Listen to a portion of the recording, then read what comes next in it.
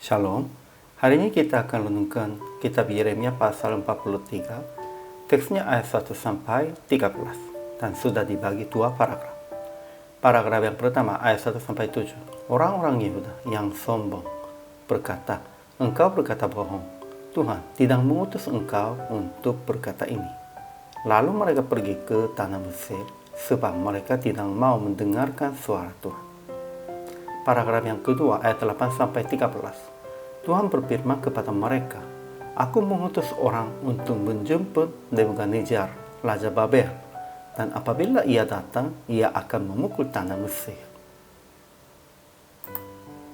Kesimpulan hari ini, mereka orang sombong, Yohanan, Azaria, berkata, "Engkau berkata bohong. Tuhan tidak mengutus engkau untuk berkata ini."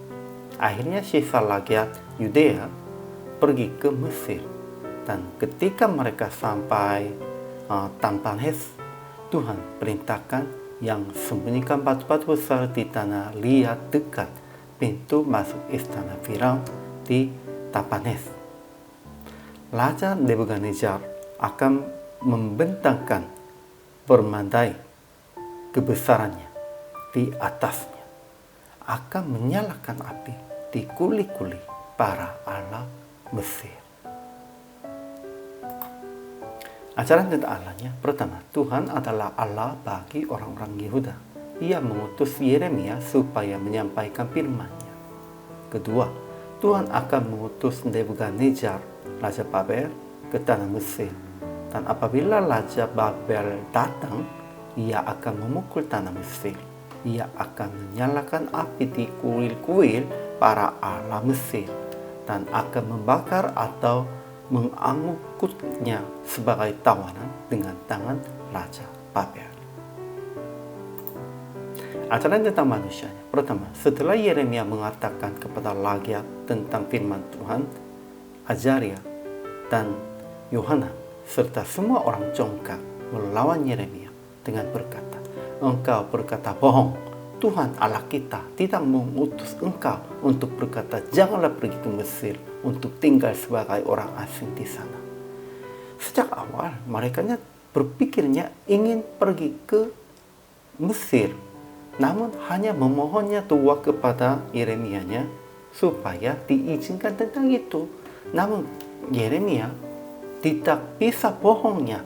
Dia harus memberitakan tentang Tuhannya, sehingga mereka itu jawabannya tidak sesuai dengan keinginan mereka. Mereka katakan Yeremia bohong dan membuatnya sepertinya nabi palsunya demikian itu. Kedua, kemudian mereka pergi ke tanah Mesir dengan semua sisa Yehuda, sebab mereka tidak mau mendengarkan suara Tuhan. Mereka tidak mendengarkan suara Tuhan dan mereka hanya berbuatnya sesuai dengan keinginan mereka pribadi. Aplikasi hari ini. Pertama, jangan melawan hamba Tuhan sekalipun perkataan mereka tidak sesuai dengan keinginan Anda pribadi. Memang ada yang cocok dan ada yang tidak cocok, tetapi kita harus menerimanya semua perkataan dari Tuhan melalui hamba Tuhan itu.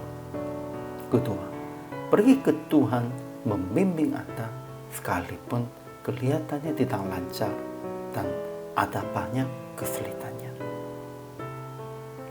Ketiga, menerima firman dan jawaban dari Tuhan dengan hati terbukanya. Sehingga PR praktiknya demikian itu. Jangan pergi kemana-mana dengan keinginan pribadi. Tetap mengikuti bimbingan Tuhan, sekalipun tidak sesuai dengan keinginan Anda. Dan kamu sekalian, hamba Tuhan juga harus membimbingnya jemaat-jemaat sesuai dengan bimbingan Tuhan. Inilah tanggung jawab kita. Hari ini juga, selama melayani, Tuhan Yesus memberkati.